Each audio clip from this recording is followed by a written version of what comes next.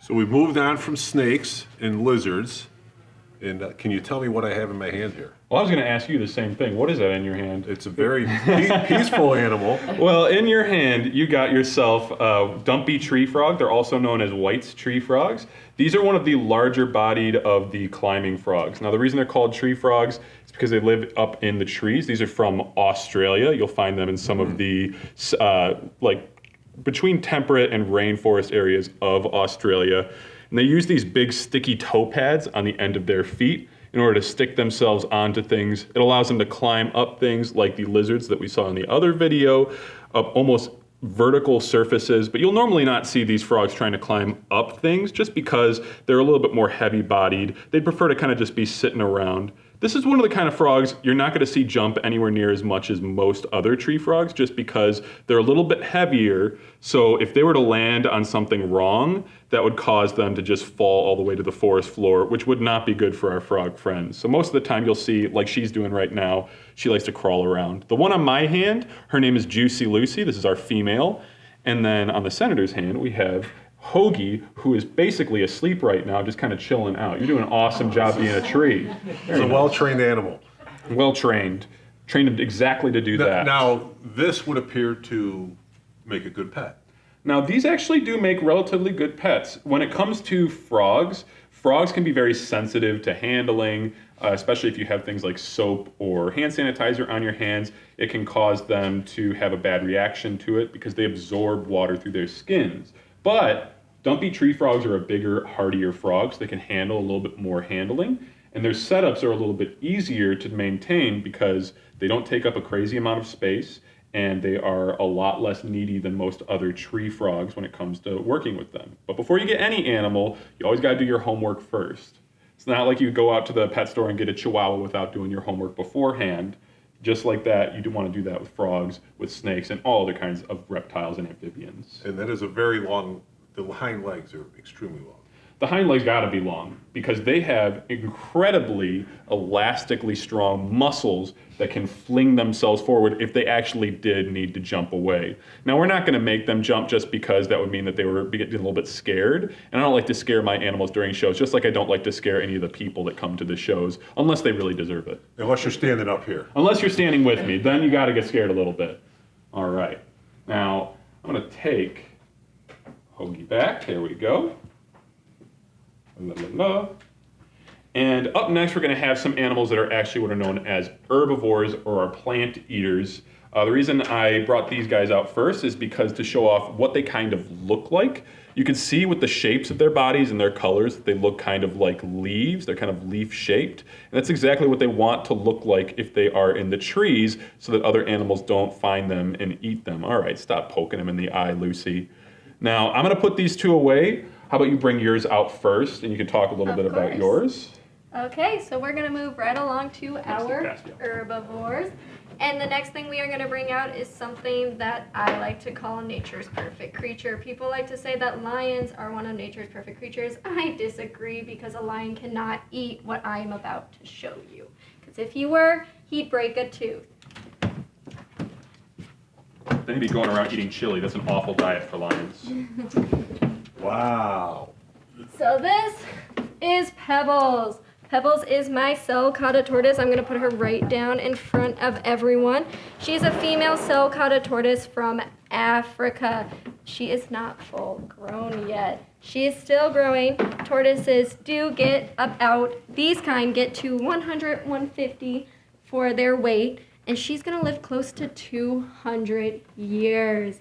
So this girl right here is going to outlive me. Now here's the crazy thing, Senator. As you're touching her shell, guess what? She can feel that. She's sensitive to this. She is very sensitive to this. She can feel exactly where you are touching her, as well if you were to touch one of her legs or right on the top of her head. She is able to sense and feel all of those because her shell is made up of a nervous system. So that's one thing that people don't understand about tortoises and turtles. They don't think they can feel this. But they can. If I'm walking up behind her and I go right here, she wakes up and she's like, oh, hello. So she definitely knows exactly where you are at all times. Another interesting thing about these tortoises, unlike something like a hermit crab, that when they outgrow their shell, they move to a new one, her shell stays with her for life. So her shell actually will grow. She has different plates that will come and they keep growing over each other to keep expanding and giving her that big shell. Why did I say that lions cannot eat her? Listen to this. That is a hard shell. If I hit her accidentally with my toe or hit her too hard with my hand, I'd break a finger or toe, believe it or not. Wow. So this shell can withstand so much force and pressure that she is able to defend herself always, as well as these big spikes. If something were to bite her face, chomp, she goes straight into her shell and she hides, protecting herself with those big spiky feet so nothing can get her. She's a giant spiky rock. Now if we look to our left, we're going to meet a male Celcada. So I'm going to bring him out so he's a little bit more centered. This right here is our big boy today, Bowser. Bowser is another Celcada tortoise. This one's a male, and he's about 65 pounds. He's only about 24 years old. He's about my age. So he has still got a good amount of time to grow and get even bigger. Like she said earlier, he can get 100, 150. There's some that can even been found to be 200. And there's even one subspecies that has been found at 300 pounds. Now there are two other tortoises that get bigger than Celcada tortoises, and those are our Galapagos tortoises and our Aldabras. Now you can see Bowser is just excited to be out and about. He is a much more active dude. He likes to kind of explore and see everything that's going on. Now, one thing that I like to talk about with Bowser is when people get these animals with Celcadas, they normally get them as babies. A lot of pet shops like to sell these tiny little baby tortoises. They start out about the size of a golf ball, and people see those golf ball sized tortoises and think, hey, I could take care of that. But then they get bigger and bigger and bigger, and you end up with a giant tortoise that basically works like your pet lawnmower. Except it only eats certain patches of grass, and then he digs a giant hole in your backyard if you're not paying attention, which is not a good lawnmower to have. Now, because a lot of people get these animals and don't realize how big they're going to get, a lot of the time Celcadas end up either being very neglected or they get given up to different reptile rescues. Bowser is one of those animals that was given up to us just because he had gotten too big. The person was moving away to Seattle and they weren't able to keep taking care of this guy. Now, one cool thing that I get to talk about is what's going on with Bowser's belly. If we look at Bowser's underside, you'll see a big weird square of bone. That is actually where bone grew back over because he had to get surgery at his previous home because he had gallstones. So these animals, just like your dog, just like your cat, they do need vet trips and things like that every once in a while because they can get sick. So that's another thing that a lot of people don't realize when they're getting into reptiles is that these are animals that, just like any other kind of animal, do need a little bit of help every once in a while from vets and things like that. And there he goes. This is about top speed. He's not going to be breaking any land speed records anytime soon. But he goes pretty fast. Pretty fast for a tortoise. Yeah. Any questions, Senator? So still going to get bigger? Still going to get bigger, absolutely. Now the shell, Bowser's shell, seems to turn up on the edges. Right. And we don't see that as much other than the front. So part of that is because Bowser's just older. Okay. So his shell has had time to kind of grow out and fray out like that. Now, something interesting is if you look underneath Bowser's chin, he's got these weird spikes that point forward. His are very pronounced. Now, a lot of males will have that because they use that to fight each other. They're called Gular Projections, and they can use them basically like little rams to just bump into the other tortoise. You'll see them tuck their heads away, and then they'll just kind of slowly crash into each other like bumper cars over and over again until one eventually gives up or gets flipped. That's normally how it ends because tortoises are very stubborn animals. And what happens to a tortoise when it gets flipped? Normally the other tortoises will come around and help them out, or they can right themselves. But if they don't flip themselves back over, normally what happens is that tortoise will end up dying, and then something like a larger snake or something like that will use the shell after it's kind of decayed away as a big hide. You'll sometimes find venomous snakes hiding inside of dead tortoise shells in the wild. So be careful if you come across a shell. You won't find one of these shells at least, unless you're hanging out in the Sahara Desert. Okay. Which I don't always recommend. It's pretty hot there. If you're warm in this weather. Hot enough around here today. Yeah. There we go. So there are the spikes. This is a female, correct? That's a female. There So are the hers- spikes, but not as pronounced. Yeah, they're just not as She has pronounced. spikes as well. You can see them right underneath her chin, but they're not going to be as pronounced because females really do not do what the males do to assert that dominance over another male. And a lot of people will ask, how can we tell the difference between a male and a female? The main way with these tortoises is by looking at their plasterons. So again, I'll show the belly of this guy. His kind of curves in right at the stomach, while our girl's over here is 100% flat. She's got a nice flat tummy. So the boys, they need that kind of concave belly so that they can climb up onto females. But we won't talk too much about that because that's in our older shows. Now the padding on the front leg. The padding on the front legs. So right here, hard to see, but a lot of bone, looks like some fingers or some claws. so it almost looks like they have arms covered in fingers, which we get a lot.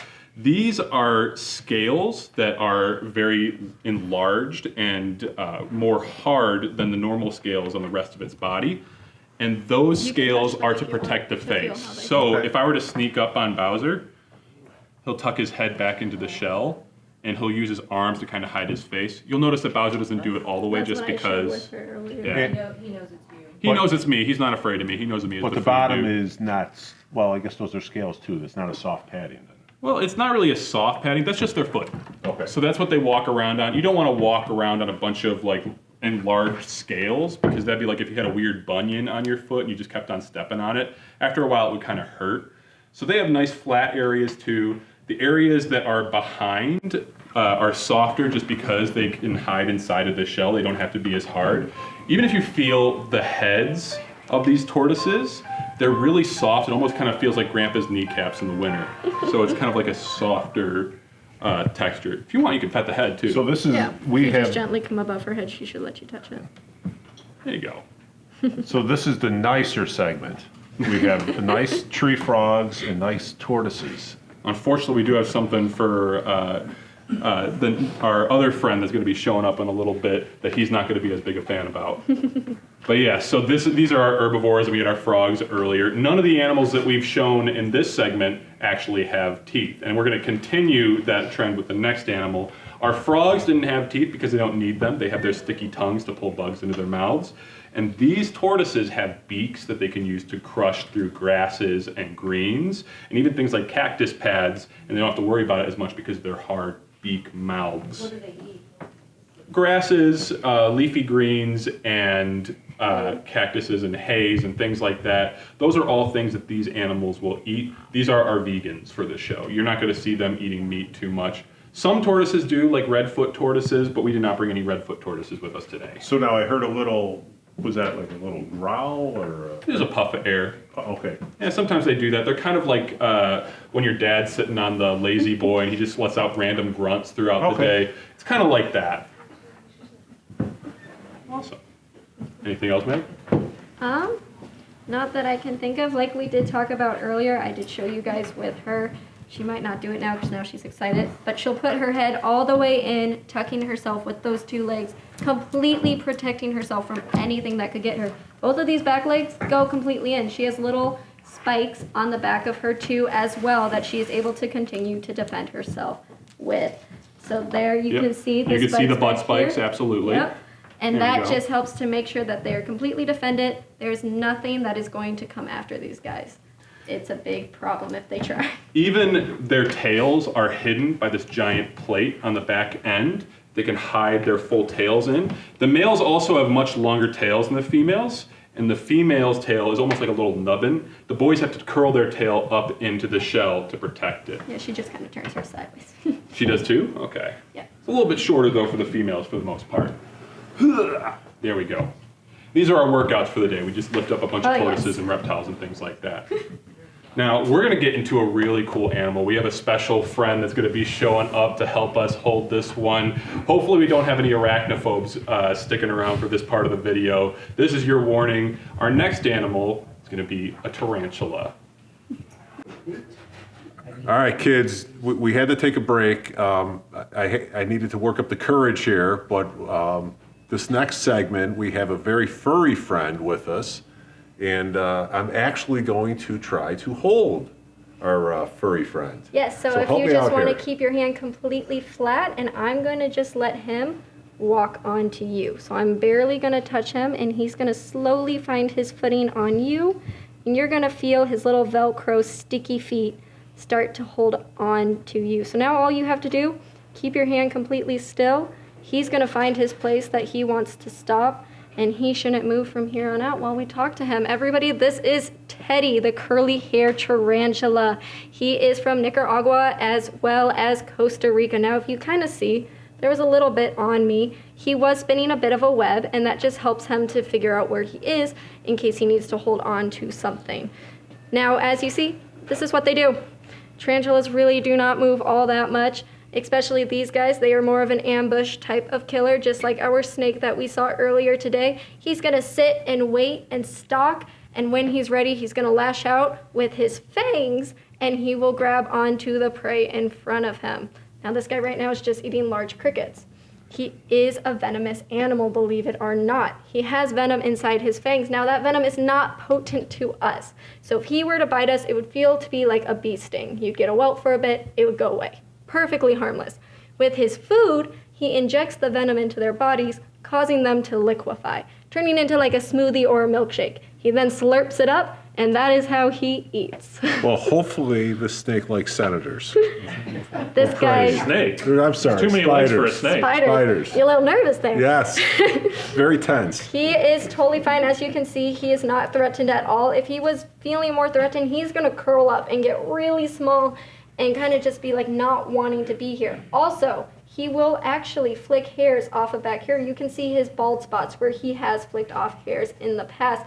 That is his first warning sign saying, hey, I'm irritated, I don't want to be near you. Because that causes you to have a hive and itchiness on your skin or the animal's face that is trying to get after him. But these guys are more of runners. They are not going to want to attack. They're like, we are going to get out of here. We don't want to be near you. What do you think, kids? Would you like to see something like that in your house? Mom would move out. So now what? My mom wants to move out. So this particular type of tarantula, what part of the world? So this one, like I said, was found in Costa Rica. Costa Rica. Yes. Sorry. Right. So he is out there in the South America? Is that South America? It's Central bad. America. Central America. I am bad with geography. No, you're but good. that is where he is found. And the thing is even in the wild, these guys aren't going to come near you. You might see them, they might be around you, but they do not want anything to do with you. Most spiders don't like the feeling of that body heat or the sensation of your skin next to them. So they are more likely to walk away. Common thing to talk about that I like to talk about, I am the spider catcher inside my house. Everybody else is scared of them, but it takes me a couple minutes to get that spider on my hand simply because it's like, oh my gosh, you're warm, I can feel your body heat, I don't want to be near you. So spiders really don't have that will in them to want to bite unless they are cornered and threatened. In the United States, we have two species of spiders that are actually deadly to humans, and that's the brown recluse and the black widow. The good thing about those is they don't really live around Burr Ridge. They're much further down in Illinois, so we don't have to worry too much when it comes to those. But just like other spiders, spiders don't really want to be around us. Like she said, we kind of look and act like Godzilla around spiders and tarantulas, because we're walking through their webs that they're leaving to try to catch bugs. And we're easily able to squish them, and they know that. It's not like you see a T-Rex outside of your house and you walk up and try to punch it because it's in your territory. You leave the Exactly. T-Rex alone and hope it doesn't pay attention to you. That's the same way that spiders are going to be. So as long as you leave spiders alone, they are not going to be messing around with you. So, well, I want to thank you. We've learned a lot today. You brought some very friendly and interesting animals. And kids, I want to thank everyone for joining us. And I am going to Very slowly. Nice and slow. And you're going to feel those nails are actually going to detach from you. They have retractable claws just like cats. And that is what they use to hold on to different surroundings and environments. And you survived. And I'm very relieved You can tell it's off now. that break worked well. So, well, thank you so much for bringing these wonderful reptiles out. Reptiles, amphibians, and arachnids. Just a bunch of different crazy stuff. To share with our audience today. And we will see you again soon. But I hope everyone enjoyed this, and I hope you enjoyed viewing with us as we learned about many of the different reptiles that we don't find native here. And as we learned, not many make great pets, but we got to see a lot of them Do up your close research today. before you So thanks purchase. everyone for joining us today. Thank you. Stay safe and wash your hands. Thanks for joining us, kids. Stay safe, and we'll see you next summer. We hope you enjoyed it, and next summer we'll be back having our kids fair. See you then.